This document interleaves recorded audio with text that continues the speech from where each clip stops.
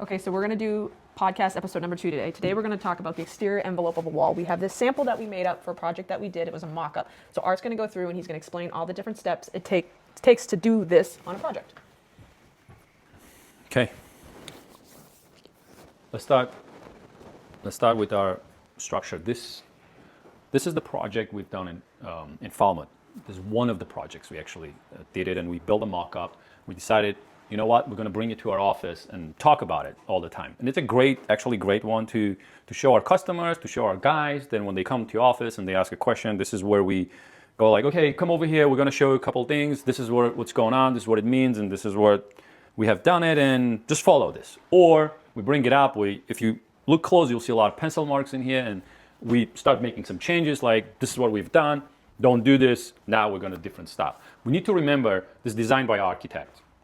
And every time, if you get in a project, it might be different.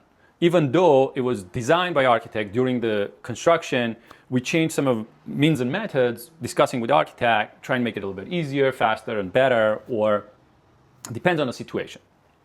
I'm sure it happens all the time when you have that situation in your job site. Of course, we want to make sure that whatever we do, it's going to work. Number one, we want to keep the water away from structure, and we want to make sure that it continues insulation. Another thing is we did want to make sure there is really good air circulation outside of our insulation behind all of our structures. Those are a couple of points we had that we need to follow. But most important, we want to make sure that architect, the homeowner, get the final look and detail what they're looking for. Let's start with this project where we did start with the structure.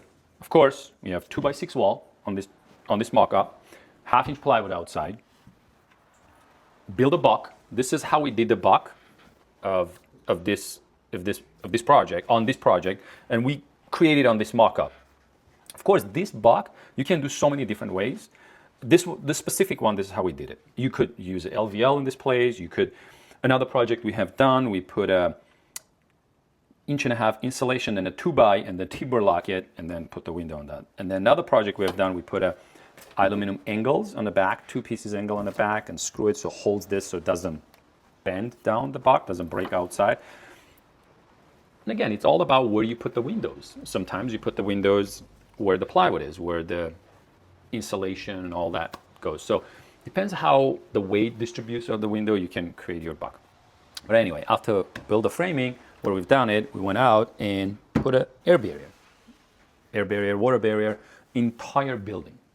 Start from foundation, around the buck, inside the buck, over the buck, and all the way over the roof and the whole building. So we've done it. So we want to make sure that we use as much as possible the product we used. In this case, we used Adhero. In this case, you can use blue skin, you can use Siga tape, anything you want. It just whatever you feel comfortable with, it's available in your area, you can use. It doesn't matter. In this case, we used Adhero.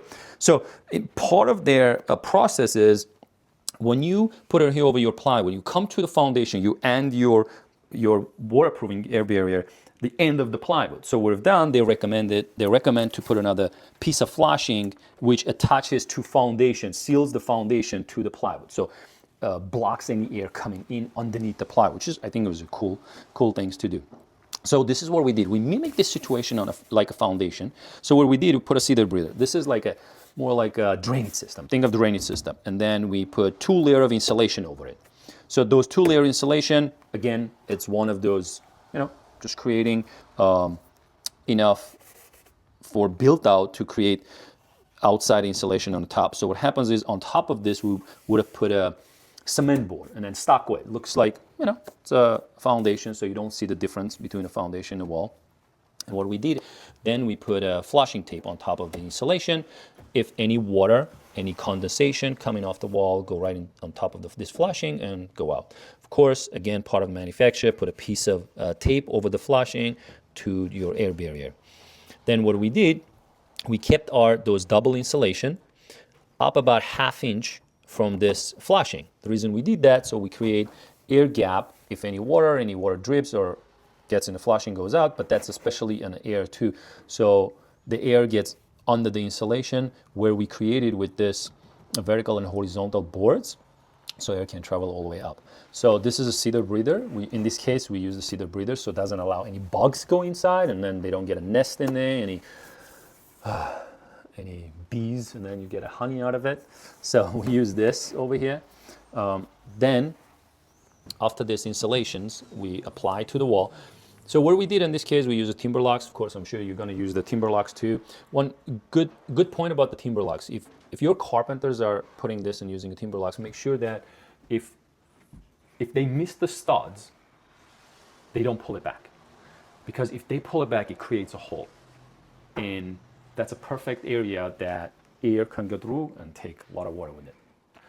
So where we learn that if you have 2 or 3 carpenters and keep them start to finish, that's the best way to do it. Now they learn the beginning and they will finish the project the same way they started. Otherwise, you put new guy on the project and then you have to tell them and teach them, train them again. Before you do that, they might make a mistake again. So they pull the screw back up and creates that hole. So that's very important. Make sure that doesn't happen, otherwise you will never know and that you have a hole in there. And another really good important part is that you want to make sure that all of your penetrations you already done. Your plumbing penetration, electrical penetration, anything you need to penetrate, like if you have the electrical plug outside, you have the sockets going outside, if you have in the roof penetration, you have vent pipe going, make sure all of those penetration are already done, and then you seal around them, make sure it's waterproof and sealed before you put your insulation. Because what happens is if you build that insulation, you put the insulation, you put the vertical, horizontal board, your siding, and then you try and traditionally, later on, try to penetrate it and patch the siding, it may not work. Because what will happen is you need to seal around that pipe or wire in this level, on the back of the insulation where this original air barrier is. Make sure, please, whatever you do, really well plan the job so you know where all those penetration. That's why this is, a lot of architects design this and they put all of those penetration on their plans where they want the penetration, so you can do that ahead of time.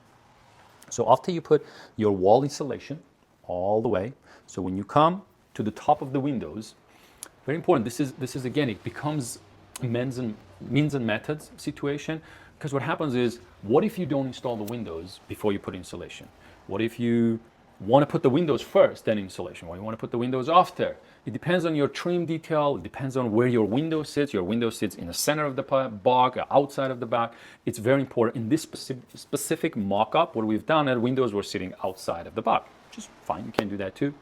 And a lot of times we see the windows sit internally. That creates different means and methods, how you're going to install the seal and all that. But in this particular mock-up, the architect wanted the trim to be the same size, the sides and the top, and architect wanted to have as minimum as possible the block to be penetrating for thermal break.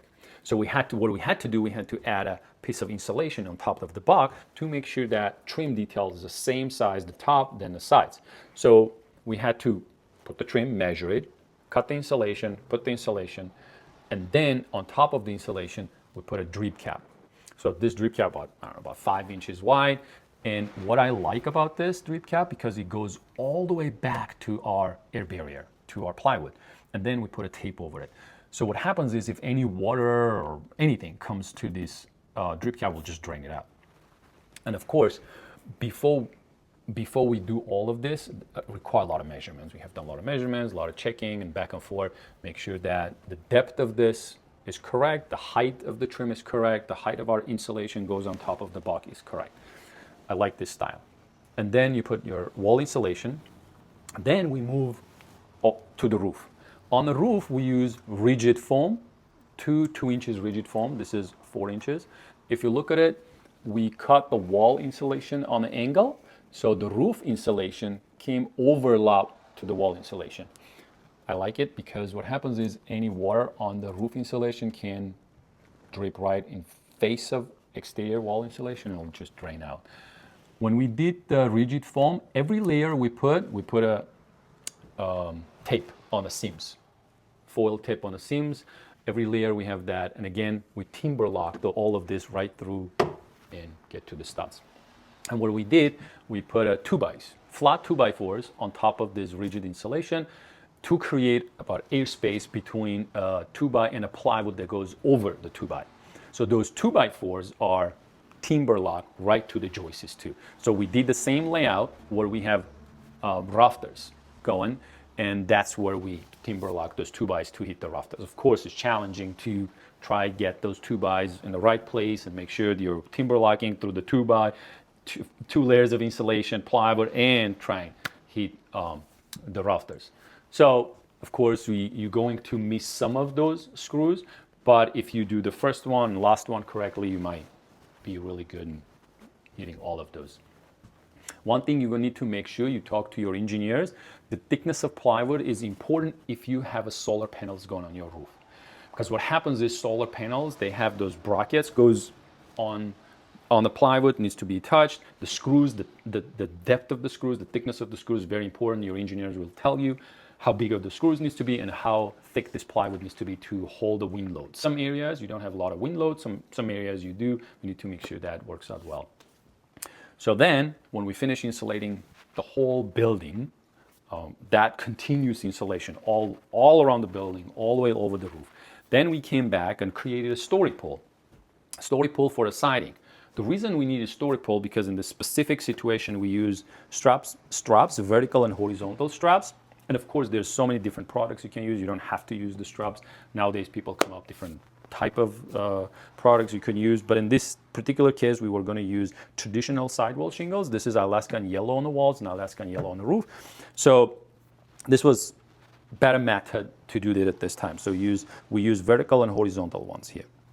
So when we put our the vertical ones, the horizontals we did with the story pole. We laid them out with the story pole because we want to meet the height of the windows and bottom of the windows. Again, whatever we wanted to meet our sidewall shingle, our courses, we want to make sure we do the story pole before we do our horizontal pieces.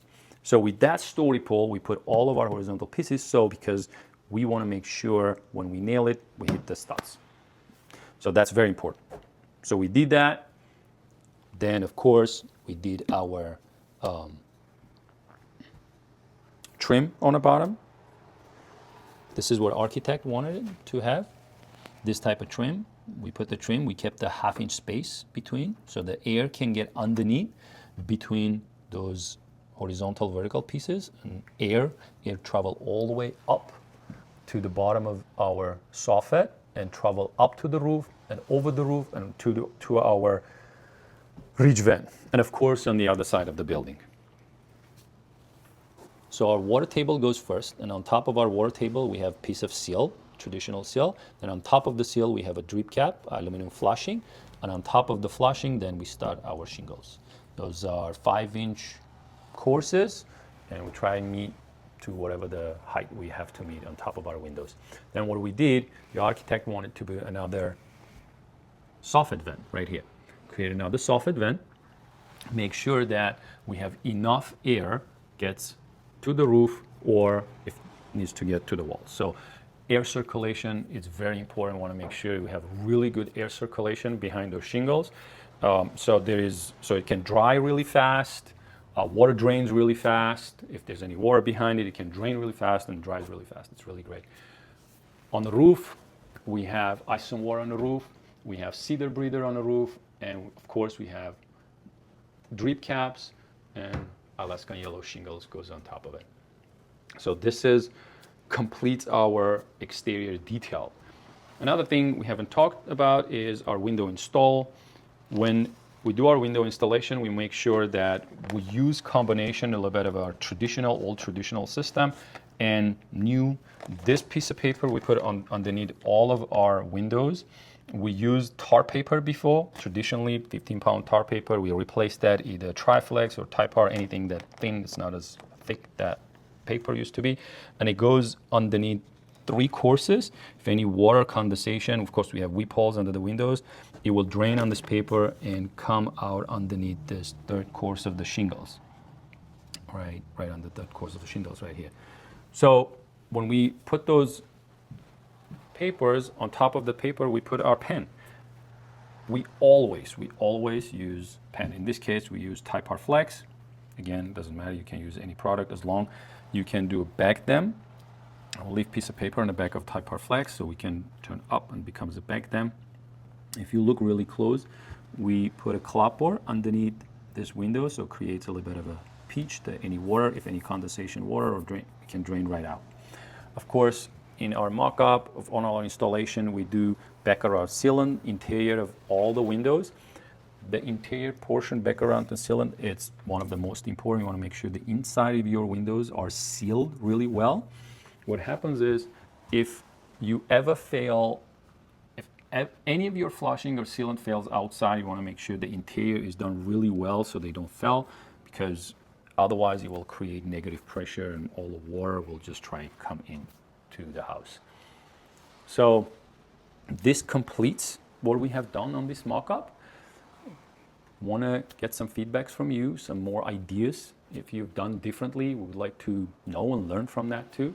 Please send us some videos or pictures you have or feedbacks. We will really appreciate that. Thank you.